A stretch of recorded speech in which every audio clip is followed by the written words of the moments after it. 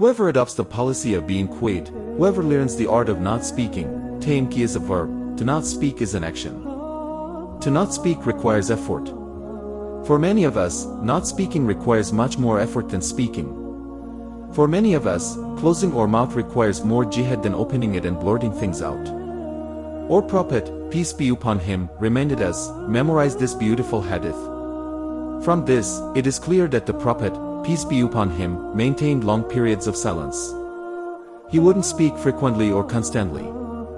I asked, did you sit with the Prophet, peace be upon him? A younger companion said, yes, I used to sit with the Prophet, peace be upon him. He would be silent for a long period of time, and he would not laugh that much. The Sahaba would be telling tales of their days of ignorance or reciting poetry, and they would laugh in his presence.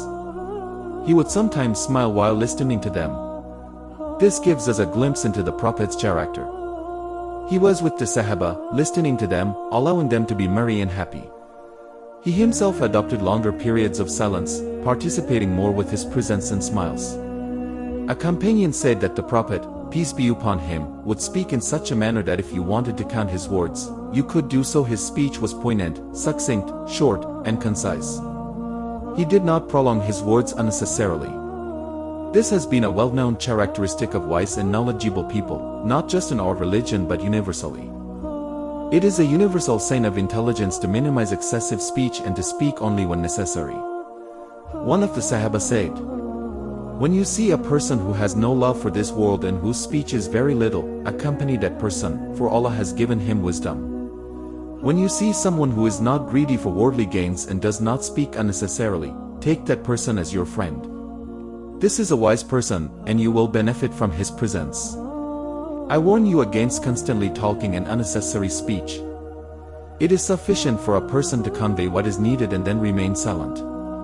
Leave and abandon that which has no benefit to you. Do not speak about issues that do not concern you. Control your tongue and guard it more carefully than you guard your gold and silver. Be more cautious in spending your words than in spending your wealth. This is a consistent theme we find among the Sahaba and early scholars. Subhanallah, imagine how much trouble we would save ourselves if we chose silence over speaking in anger, silence over speaking in haste, silence over speaking without choosing our words carefully. Rarely will you be criticized for your silence. Sometimes you will, and sometimes you must speak up, but generally, you will be criticized 9 times for speaking and only once for being silent. More often than not, speaking causes distress, while silence prevents it. Subhanallah, one word can break years of friendship. One argument can break the love of your spouse. How dangerous is this tongue we have?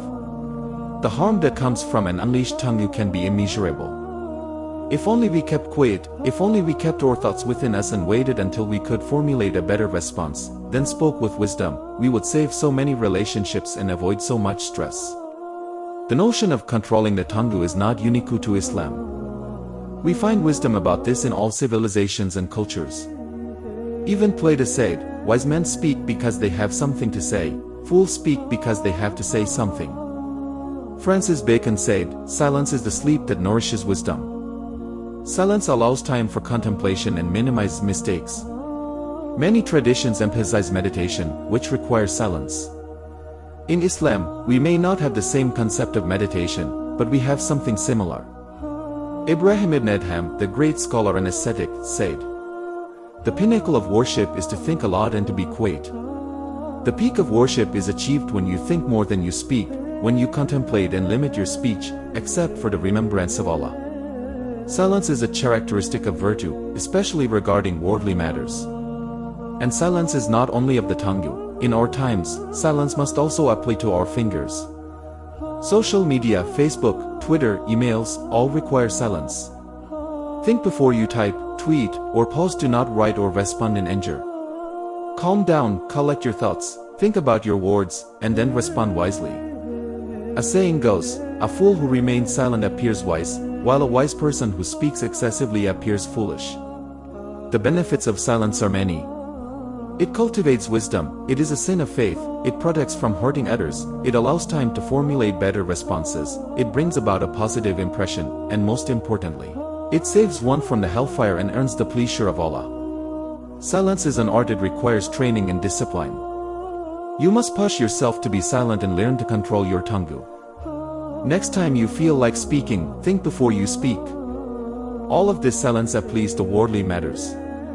When it comes to religious matters, remembrance of Allah, recitation of the Quran, preaching, and reconciling between people, this is not the silence we are talking about.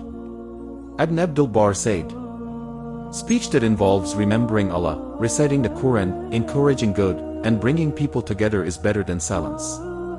If you speak to reconcile broken friendships, to bring people closer to Allah, or to recite the Quran, then that speech is praiseworthy. And finally, we conclude with the hadith of the Prophet, peace be upon him.